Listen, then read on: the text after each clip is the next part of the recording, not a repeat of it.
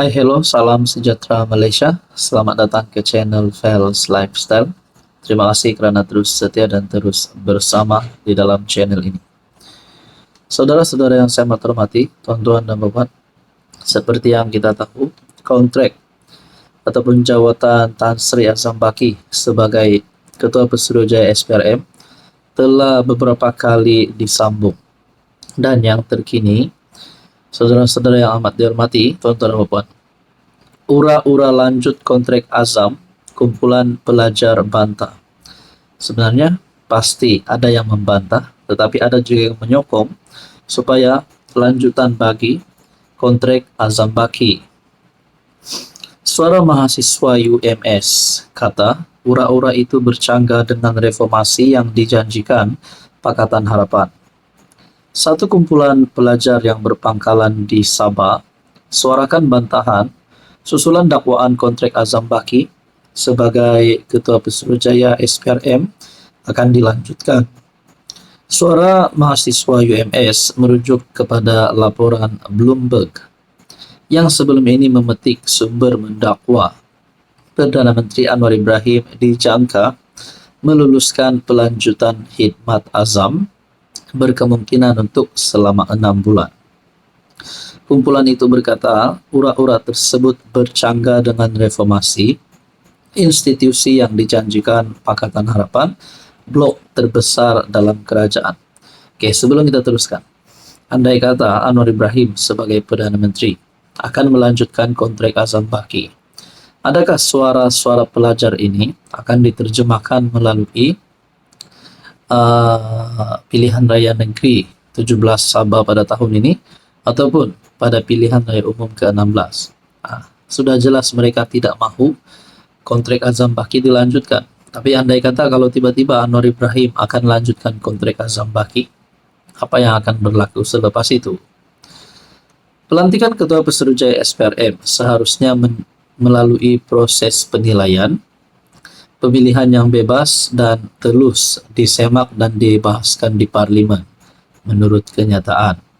Katanya kerajaan perlu tunaikan strategi yang terkandung dalam dokumen Strategi Pembanterasan Rasuah Nasional 2024-2028 yang ingin meneliti semula pensyaratan dalam pelantikan dan pemecatan Ketua Pesuruhjaya serta penubuhan Suruhanjaya Perkhidmatan SPRM.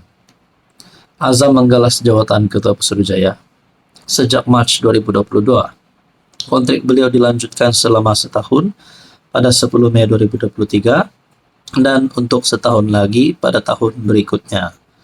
Pada 4 April, ditanya pemberita berhubung laporan Bloomberg itu, Anwar berkata, belum ada keputusan mengenai khidmat Azam yang akan tamat pada penghujung Mei. Memang sahlah Azam Baki akan dipecat, akan letak jawatan, tapi persoalannya adalah bila. Berkaitan dengan ini, apa komen Anda? Hai, hello, salam sejahtera Malaysia. Selamat datang ke channel Fels Lifestyle. Terima kasih kerana terus setia dan terus bersama di dalam channel ini. Saudara-saudara yang saya hormati, pilihan raya negeri ke-17 Sabah pada tahun ini semakin hari semakin hangat ceritanya. Sudah mulai merasakan bahang-bahang berkempen pilihan raya negeri ke-17 pada tahun ini.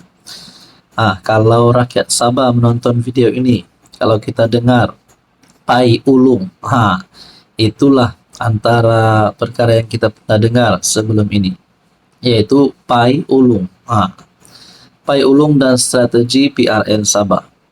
Bung Mokhtar Radin pasti mahu elak silap strategi terutama dalam bentuk kerjasama dengan parti lain pada PRN. Pai Ulung antara memokan dalam perbualan di Sabah yang lazim digunakan dalam permainan daun teruk, membawa maksud susunan kad salah. Keadaan itu menyebabkan pemain itu kalah dalam pertaruhannya. Sudah pasti bagi pilihan raya negeri Sabah pada tahun ini, semua pemimpin-pemimpin, bos-bos besar politik tidak mahu tersilap Pai. Nanti tersilap Pai, nanti Ulung. Bila Ulung, confirmlah terpelanting.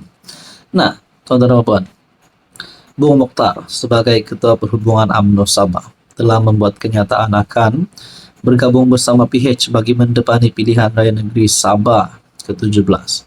Bila kita fikir balik, PH di peringkat persekutuan, manakala GRS pada hari ini bersama-sama dengan Sabah di dalam kerajaan negeri Sabah tidak mempunyai hubungan yang baik dengan UMNO Sabah yang dipimpin Bung Mokhtar. Pendek kata, Bung Mokhtar dan Haji Jinor tidak dalam kapal yang sama. Tapi dalam masa yang sama, Bung Mokhtar mahu bekerja sama dengan PH. Manakala GRS pula di peringkat persekutuan bersama-sama dengan PH.